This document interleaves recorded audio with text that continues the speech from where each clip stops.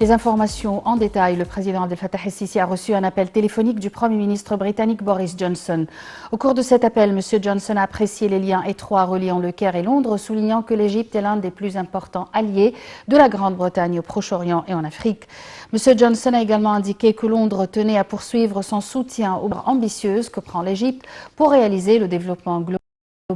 De son côté, le président Al-Sisi a salué l'évolution remarquable des relations bilatérales, affirmant que l'Égypte aspirait à optimiser la coopération fructueuse au cours de la prochaine période. Al-Sisi et Johnson ont d'autre part échangé les points de vue sur la question de la guerre en Ukraine.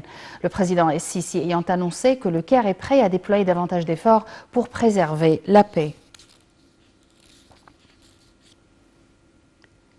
Le président Abdel Fattah el-Sisi a reçu aujourd'hui le ministre français de l'économie et des finances Bruno Le Maire.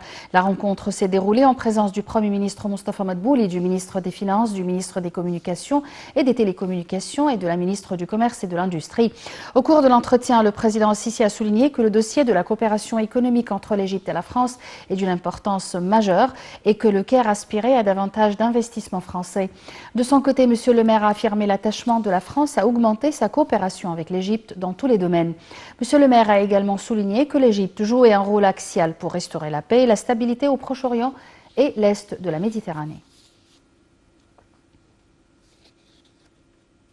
Le Premier ministre Moustapha Madbouli a assisté à la signature d'un accord de financement entre l'Égypte et la France pour fabriquer et importer 55 trains climatisés pour la première ligne du métro. L'accord s'inscrit dans le cadre du plan du ministère des Transports pour améliorer la ligne du métro d'une valeur de 776 900 000 d'euros. Ce projet sera mis en œuvre par la société française. Moustapha Madbouli a également assisté à la signature d'un mémorandum d'entente en matière des systèmes de chemin de fer, des travaux ferroviaires et la fabrication et l'importation d'unités mobiles du projet de la 6e ligne du métro du Caire sous la direction de la société française Alstom.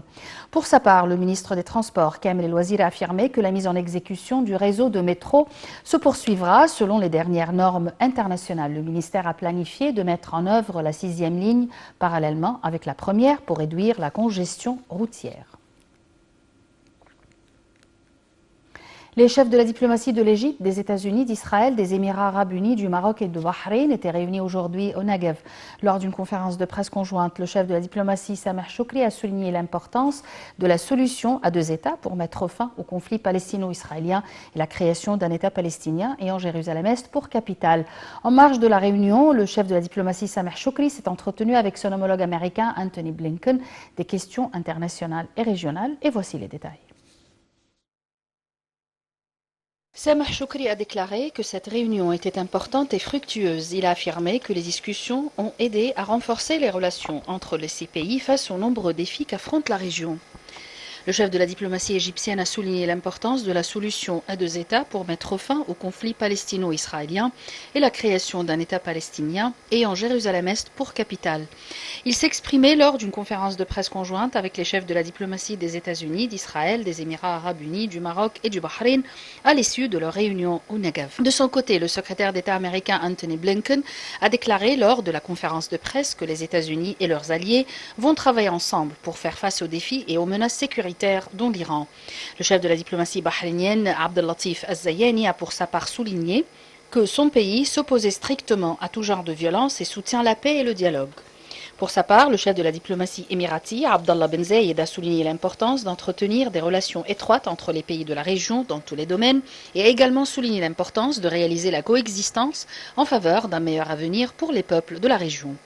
De son côté, le chef de la diplomatie marocaine, Nasser Bourita, a indiqué que le Maroc soutient la politique de coopération entre les pays de la région pour réaliser la paix, en soulignant que la réunion avait pour but de restaurer la paix.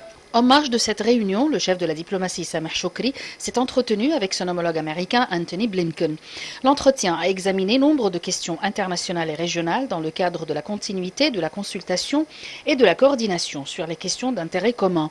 Au cours de l'entretien, M. Choukri a souligné la nécessité de soutenir tous les efforts visant à réaliser la stabilité dans la région. Le roi Abdallah II de Jordanie s'est entretenu aujourd'hui avec le président palestinien Mahmoud Abbas à Ramallah en Cisjordanie occupée. Ce rare déplacement du roi jordanien à Ramallah, le premier depuis 2017, fait suite à une rencontre hier entre Mahmoud Abbas et le secrétaire d'État américain Anthony Blinken.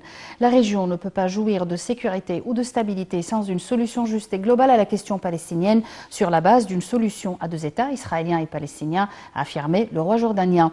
Nous sommes ici aujourd'hui pour vous entendre, pour savoir ce qu'il est nécessaire que la Jordanie fasse pour atténuer les défis et les obstacles auxquels vous faites face, a-t-il encore déclaré.